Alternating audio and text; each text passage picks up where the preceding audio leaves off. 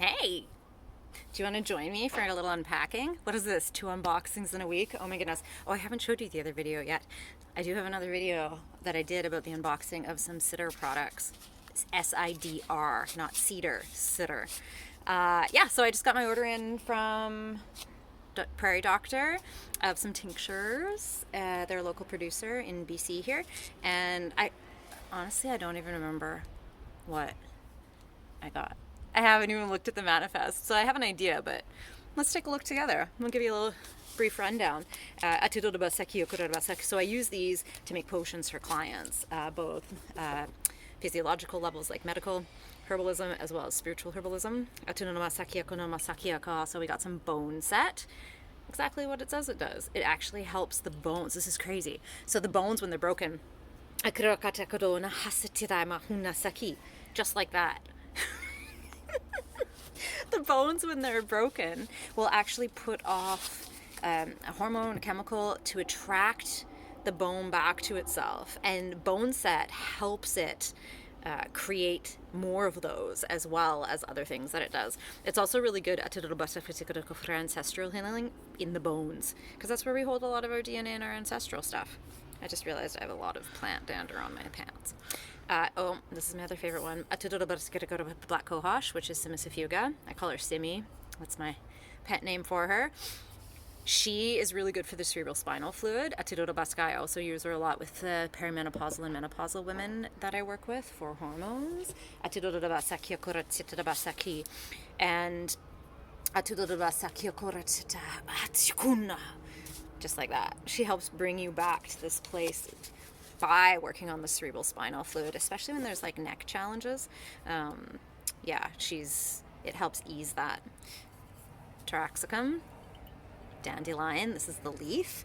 I utilize that with humans in regards to cleansing the system and moving the system, especially I use it a lot for the draining. I use it a lot for the heart. It's in a lot of my heart potions, that with the root, so we're getting the whole plant. Eyebright, euphrasia, really amazing for the mucous membranes. I use that a lot for a couple of clients, specifically for the postnasal drip and the seasonal allergies, but that's all up in here. This is red peony, paeonia rubra. She's the full moon. She's also hormones, but there's the white and then there's the red, and it's not based on the color of the flower. It's based on the processing. It's a herb used often in traditional Chinese medicine. And energetically, the white peony is all about the full moon up here in this 3D realm. And the red is the full moon in the lower realms, which helps us remember how to get back up to the upper realms. Oh, red clover. Trifolium. This is amazing perimenopause and menopause for hormones, and it's also lymphatic, so it helps move all the things from your lymph. Which helps us detox, purge any of the metabolites and stuff that are left over, like that lingering stuff. That's why sauna is so good, because it helps push and move the lymph and all that muck that gets in there, right? It's basically, think of the drain in your shower, and when you don't clean it and you get all that hair in there and then nothing can actually move through and it gets backed up. Same. Hawthorn Berry, crataegu, all about the heart. So part of the hawthorn works on the muscle itself, and the other works on the function. Like, it's the heart muscle, and the other one's like the rhythm. Also all heart space, like energetic heart. Echinacea, we know echinacea.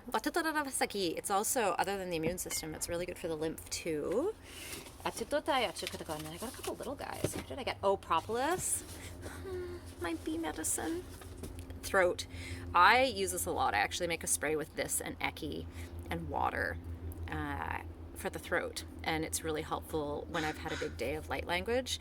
Like this morning I had a gathering, this being came through that was like, so I'm definitely feeling it, and I have another frequency bath tonight, and yeah, I'm looking forward to that. But I'm going to need to spray is where I'm going with that. I got distracted by the crow. And then this is bergamot, but not bergamot like what you would have in Earl Grey tea. Bee balm. Yeah, it's part of the mint family. And I haven't actually worked with this a lot. And so I wanted to bring it in so that I can have a chance to sit with it and really get to know it on a deeper level, because there was some energetic pieces that off the top of my head right now I can't remember, that really called out to me and the beings that I'm working with and stuff. So before offering it out, I sit with it myself, even if it's like the book says this. I'm like, that's great. I also want to know how it feels in the body as well. So body and spirit. So this is also a great example as to why it's so important to have the Latin names, because bergamot, right? Well, you could think, oh, it's the same one as the one that's in the tea, but it's not. Or calendula, right? People be like, oh, it's marigold. And you're like, it is marigold, but it's not marigold. Like, yeah, Latin names are very, very important because it helps us make sure we're actually, sorry about that, we're actually talking about the same plant. Yeah, because there can be, one plant can have like 6 different names depending on where it's being harvested and who's using it and all of that. So yeah, so that's my mini potion delivery. I love when I come home and I'm like, potions! And then I get to unpack them and get to do all the admin stuff part of it too, which is actually kind of fun. Because, you know, it heralds back to my days as a mortgage underwriter and the admin side of things, I guess. Okay, sending love. And if you need anything, if you need some potions and you're just like, you know what, I actually need some mental, emotional, or physical support, and I really feel drawn to the herbs, reach out. I'm here. I gotcha. Ciao.